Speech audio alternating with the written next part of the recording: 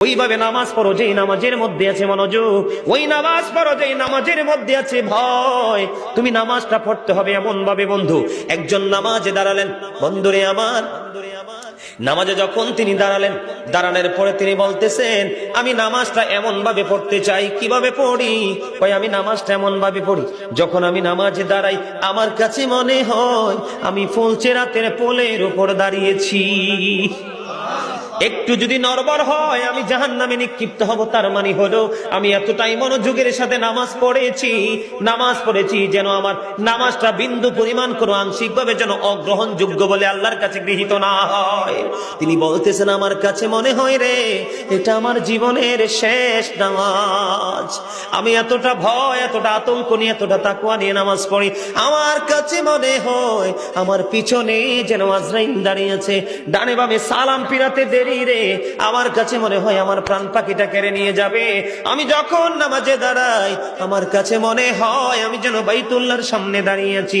আমার কাছে মনে হয় আমার ডান দিকে জান্নাত অবস্থিত, বাম দিকে আমার জাহান্নাম অবস্থিত।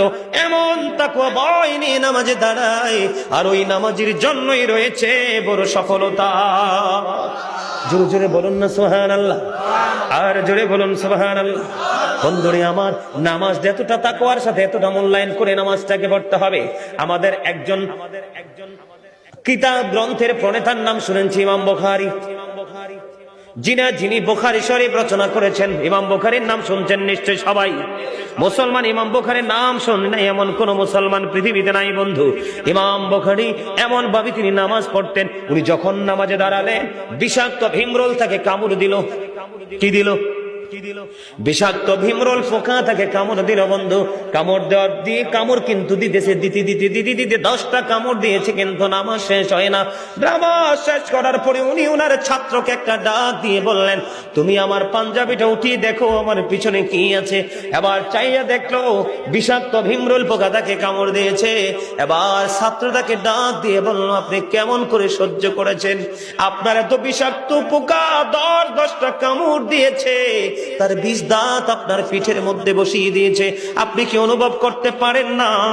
তখন বন্ধু ইমাম বুখারী একটা ডাক দিয়ে বলল রে আমার ছাত্র তুমি শোনো গো, আমি যখন নামাজে দাঁড়িয়েছি আমার মালিকের দিকে ধ্যান করে যখন আমি কোরআন তেলাওয়াত শুরু করলাম, আমার কোরআন তেলাওয়াত আমার কাছে এতটাই মধুময় মনে হয়